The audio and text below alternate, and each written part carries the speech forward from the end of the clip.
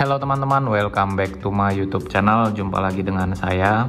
Kali ini saya akan memberikan penjelasan perbedaan dari cairan Ringer Lactat dan juga cairan Ringer Solution. Nah, bagaimana perbedaannya? Simak ya teman-teman.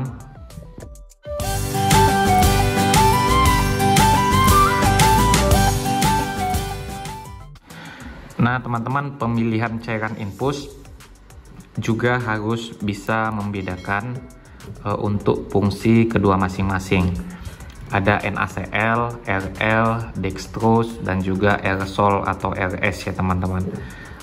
Cairan-cairan infus ini diindikasikan untuk berbagai kondisi penyakit. Contohnya RL adalah cairan yang biasa digunakan untuk pasien-pasien diare atau infeksi demam berdarah atau malaria dan lain sebagainya.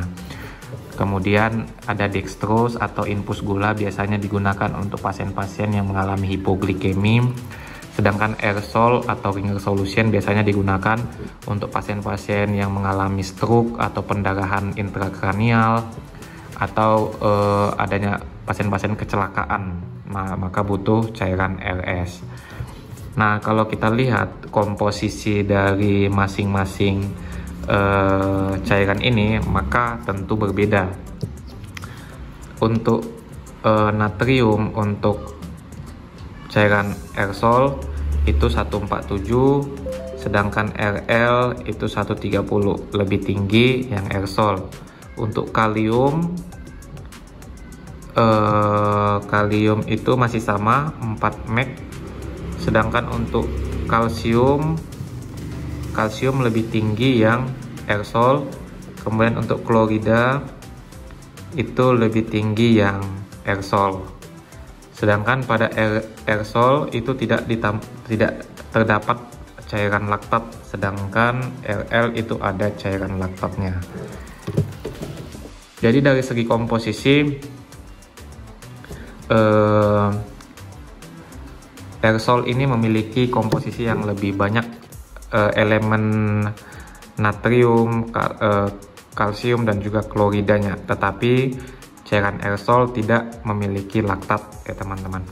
Dari segi fungsi tadi sudah saya katakan bahwa cairan aerosol ini diindikasikan untuk pasien-pasien contohnya stroke pendarahan atau pasien-pasien trauma kepala, maka butuh cairan aerosol karena dia osmolaritasnya yang tinggi sehingga bisa menarik cairan kembali ke aliran darah. Sedangkan RL tidak demikian ya teman-teman. Cairan RL hanya digunakan untuk resusitasi dan juga untuk infus-infus pasien-pasien yang mengalami infeksi atau syok hipovolemik ya teman-teman. Jadi kedua obat ini berbeda. Cairan aerosol ini lebih pekat sehingga dia bisa menarik gumpalan darah yang ada di luar di ekstraseluler sehingga masuk ke dalam aliran darah ya teman-teman. Nah, tetapi penggunaan obat ini sebaiknya dipantau oleh tenaga medis, tidak boleh digunakan secara tidak ada pengawasan ya teman-teman.